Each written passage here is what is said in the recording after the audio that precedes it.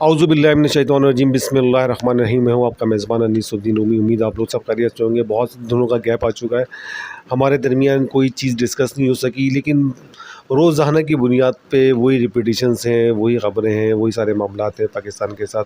लेकिन हर ख़बर अहमियत तो अपनी जगह पर रखती है, लेकिन कुछ निजी मसरूफियात की बुनियाद के ऊपर हम आपसे डिस्कनेक्ट है, रब्ता नहीं हो सका, बात नहीं हो सकी। लेकिन अब कुछ गर्मा गर्म ख़बर है कराची के हवाले से है, जमात इस्लामी के हवाले से है, पीपल्स पार्टी के हवाले से है। अच्छा, सबसे पहले तो हम लेते हैं कराची के हवाले से। कराची एक मुसलसल जो है परेशानियों का शिकार रहा है। उसके अंदर बल्दियाती सिस्टम ना होने की वजह से लोग सफ़र करते रहे एक अरसा दराज से। लेकिन 2023 के अंदर बल्दियाती इलेक्शन कराया गया। उसके अंदर जमात इस्लामी ने भी वाज़ेह अक्सरियत ली, पीपल्स पार्टी ने भी ली, और थर्ड पार्टी जो थी पाकिस्तान तहरीक इंसाफ थी। तो बिला आखिर जो है वो हुकूमत बनी है, मेयर बना है पाकिस्तान पीपल्स पार्टी का। वो जैसे भी बना, बहरहाल देखें, जिसकी हुकूमत होती है कोशिश ये होती है, देखें के अंदर हुकूमत उनकी है, सीएम उनका है, तो उनकी कोशिश होती है कि जी मेयरशिप भी उन्हीं के पास आए, और जिस तरह से भी आई, जैसे भी आई। लेकिन बहरहाल इसके बारे में अभी मज़ीद हम आपसे डिस्कस करते हैं। तो बड़ी इसमें सोशल मीडिया के ऊपर बड़ा वावेला मचाया जा रहा है, और हाफिज़ नईमुर-रहमान जो कि जमात इस्लामी के उम्मीदवार थे मेयर कराची के लिए, उन्होंने भी बहरहाल बहुत ज़्यादा शोर शराबा किया है कि जी हमारे लोगों को अंदर नहीं आने दिया गया, और वोटिंग जो है वो गलत थी, और ये था और वो था, बड़ी चीज़ें, बड़े मामला, बड़े 173 वोट से मुर्तज़ा वहाब साहब मेयर बने, और 160 वोट इनको मिले जमात इस्लामी के मेयर तक। ज़्यादा डिफरेंस नहीं है, थोड़ा सा डिफरेंस है। और उनका ये कहना है कि हमारे लोगों को दरवाजे बंद कर दिए। सोशल मीडिया पे चीज़ें वायरल हैं। बहरहाल ये तो एक अलग सी चीज़ है, देखें हर सियासी पार्टी करती है। अगर जमात इस्लामी के पास ताकत होती, पावर होती, तो वो भी यही करती। एमक्यूएम के पास पावर होती, ताकत होती, एमक्यूएम को इन सूरत हाल का सामना करना पड़ता, वो भी यही करती। पंजाब की सूरत हाल ले लें, पंजाब के अंदर भी यही होता है, सब जगह पे यही होता है, जिसके पास ताकत होती है यही होता है पाकिस्तान के अंदर। तो बहरहाल इसमें जो है परेशानी की बात नहीं है, इसलिए कि आपके साथ जो है मामला होना भी नहीं था। अगर जमात इस्लामी आ जाती और सिंध के अंदर हुकूमत जो है वो पीपल्स पार्टी की होती, तो आपके लिए आपको बहुत टफ टाइम मिलता, आपका रोना गाना लगा रहता। उनकी तरह, वसीम अख्तर साहब की तरह, जैसे वो रोते रहे, गाते रहे, करप्शन करते रहे, मुबैना तौर पर अपने मामला सीधे करते रहे। लेकिन जब भी उनको कहीं जाना होता था, कहीं फ़ोटो सेशन होता था, माशाल्लाह चश्मे लगा के, कैप लगा के फ़ोटो सेशन करवाते थे हीरो शीरो बन के, और फिर वहाँ से निकल जाते थे। अच्छा, उसके लिए तो उनके पास फ़ंड था, उनके पास ज़ाती गाड़ियाँ इस्तेमाल करने के लिए, पूरी फैमिली को इस्तेमाल करने के लिए, उनके फ्यूल इस्तेमाल करने, एंजॉय करने के लिए तो बहुत कुछ था। लेकिन आवाम के लिए कुछ नहीं था।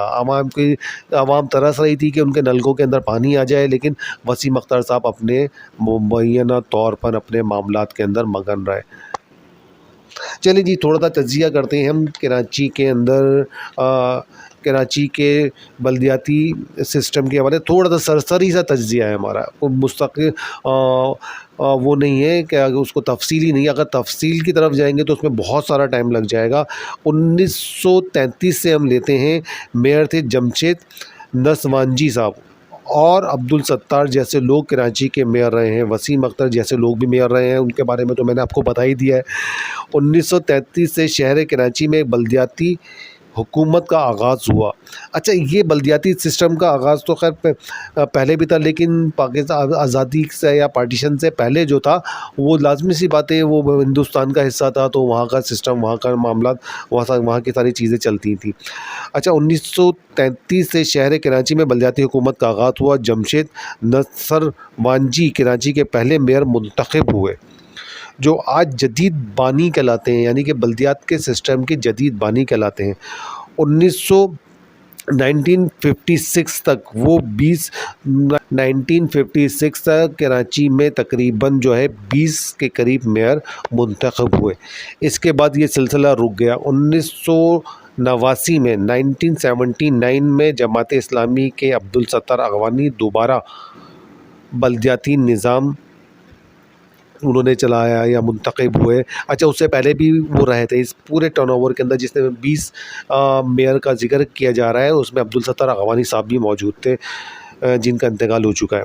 اچھا پھر اس کے بعد لینے دیں 1988 میں ایم کیو ایم کے 28 سالہ جو تھے سب سے کم عمر میئر کا اعزاز حاصل کیا ڈاکٹر فاروق ستار نے. پھر اس کے بعد انہوں نے 1992 میں جو ہے استعفیٰ دے دیا. پھر وہ جو بہرحال کوئی معاملات ہوئے ہوں گے 1992 میں خیر ایم کیو ایم کے اوپر آپریشن بھی ہوا تھا تو یہ. اچھا پھر 9 سال کے بعد مشرف صاحب کی حکومت آئی. انہوں نے سن 2000 میں پھر ایک نیا بلدیاتی سسٹم متعارف کرایا. ایک جدید بلدیاتی سسٹم تھا جس کے تحت جو میئر جو تھا وہ شہر کا ناظم ہوا کرتا تھا. اس میں پھر سن 2000 کے الیکشن کے اندر ایم کیو ایم نے بائیکاٹ کیا. وہ کیا وجہ تھی اس سسٹم کو چیک کرنا تھا یا کیا کرنا تھا یا ان کی سمجھ پہ نہیں آ رہا تھا تو بہرحال انہوں نے بائیکاٹ کیا. تو اب ایم کیو ایم نے بائیکاٹ کیا تو اس کے بعد جو ہے نعمت اللہ صاحب جو ہیں کراچی کے ناظم اعلیٰ منتخب ہوئے. پھر اس کے بعد 2000 سے 2004 یا 2005 تک جو ہے نعمت اللہ صاحب نے جو ہے اس کراچی کا اسٹیئرنگ کو سنبھالا. اور ان کے ٹائم میں دیے گئے اچھا مشرف صاحب کی گورنمنٹ ہی فنڈ بے تحاشا تھے تو لہذا پھر انہی کے دور کے اندر بھی کافی اسکیمیں بھی بنائی گئیں, کافی میگا پروجیکٹس کے حوالے سے بھی کام کیا گیا. اور پھر اس کے بعد جو ہے اور اسی نظام کے تحت جو ہے 2005 کے اندر ایم کیو ایم سے نامزد کردہ ناظم اعلیٰ جو ہے ان کو مصطفیٰ کمال صاحب کو ناظم اعلیٰ بنایا گیا. تو وہ مصطفیٰ کمال کے دور میں بھی لوگوں نے دیکھا اس لیے کہ فنڈ تو بے تحاشا تھے آپ کے پاس, اس لیے کہ اس صورت میں جو ہے جو انہوں نے نظام متعارف کرایا تھا تو اس نظام کے تحت جو ہے صوبائی گورنمنٹ فنڈ نہیں دیتی تھی, اس نظام کے تحت وفاقی حکومت فنڈ پرووائڈ کرتی تھی. تو مشرف صاحب کے دور میں بے تحاشا فنڈ آئے اور بے تحاشا شہر کے اندر ترقیاتی کام ہوئے. اچھا اس کے بعد جو ہے اچھا انرجیٹک تھے. پھر بہرحال جو قیادتوں کے درمیان جو ہوتا ہے معاہدے ہوتے ہیں, جو مشرف صاحب اور بانی متحدہ کے درمیان معاہدہ ہوا.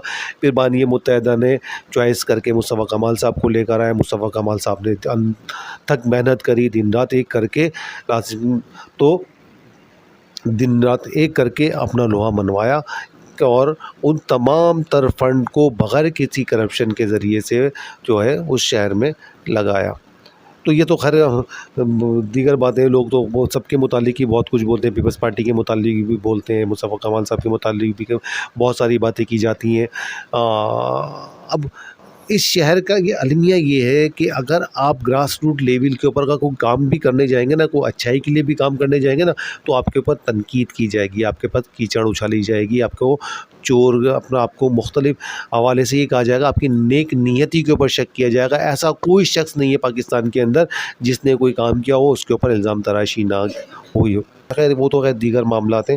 اچھا اب اس کے بعد ایک اور نوجوان میئر جو ہے یہ منتخب ہوئے ہیں, کیا نام ہے ان کا, مرتضیٰ وہاب صاحب.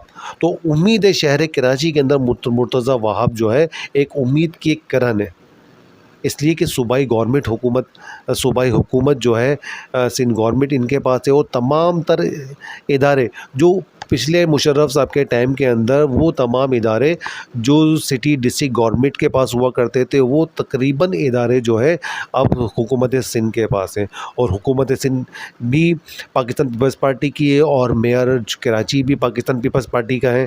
تو لہٰذا امید ہے کہ لازمی سے ایک طاقت کا ایک جو ہے نا جب ملاپ ہوگا تو شہر کے لوگوں کو پانی بھی ملے گا, شہر کی سڑکیں بھی صاف ہوں گی اور شہر کے اندر جو ہے کچرا بھی اٹھایا جائے گا. ان لوگوں کو بڑی امیدیں وابستہ ہیں. ایک نوجوان قیادت ہے, ایک مرتضیٰ وہاب صاحب. اور بہرحال ہم اس مسئلے میں نہیں پڑھ رہے, اس بحث میں نہیں پڑھ رہے کہ جی وہ کس طرح سے میئر بنے اور ان کو بنوایا گیا. تو میرے خیال سے تو صحیح بن گئے.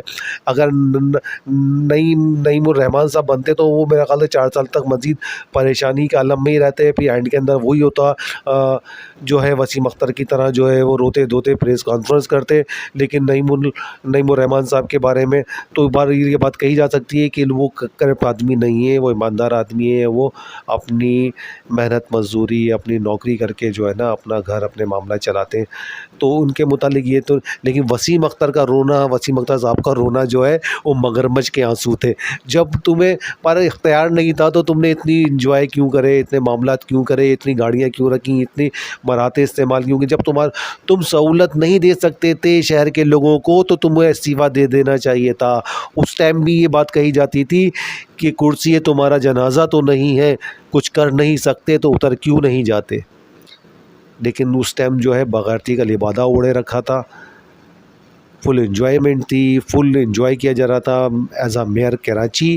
اور اس وقت دیکھیں جب یہ میئر کراچی بنے اس وقت جو تھے مادر پتر آزاد تھے, یو سی کے چیئرمین بھی مادر پتر آزاد تھے, سب آزاد تھے, کوئی کسی کے کنٹرول میں نہیں تھا, کوئی تو ان کی سنتا بھی نہیں تھا, کوئی ان کو لفٹ ہی نہیں کراتا تھا. اور یہ لازمی سی بات ہے کوئی سسٹم نہیں تھا نا, جیسے پہلے ایم کیو ایم کا ٹائم تھا 2005 میں, ایم کیو ایم یا اس سے پہلے ہم ذکر کر رہے ہیں 1988 کے اندر جب آیا تو ایک مضبوط سسٹم تھا, مضبوط اسٹرکچر تھا, چیک اینڈ بیلنس تھا. لیکن وہ جب وسیم اختر صاحب میئر کراچی بنے 2015 کے اندر میں الیکشن ہوئے, میئر بنے, اور اس کے بعد تو ایم کیو ایم کا شرازہ ہی بکھر چکا تھا. ایم کیو ایم جو ہے 12 اگست ہو چکا تھا, بانی متحدہ سے سب نے کنارہ کشی اختیار کر لی تھی. ایم کیو ایم کا اسٹرکچر جو ہے وہ تو نظم و ضبط تو تمام تر دھرم برم ہو چکا تھا, تمام تر لوگ آزاد تھے, تمام تر لوگ خوش و خرم تھے کہ اب خوب کماؤ خوب کھاؤ, کوئی پوچھنے والا نہیں ہے, کوئی دیکھنے والا نہیں ہے.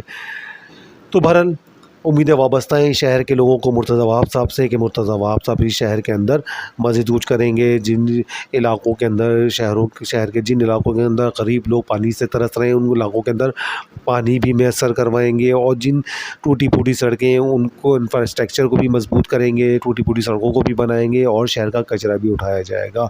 انشاءاللہ دوبارہ پھر حاضر ہوتے ہیں. اپنا بہت خیال رکھے گا. پاکستان زندہ باد, پاکستان پائندہ باد. اللہ حافظ.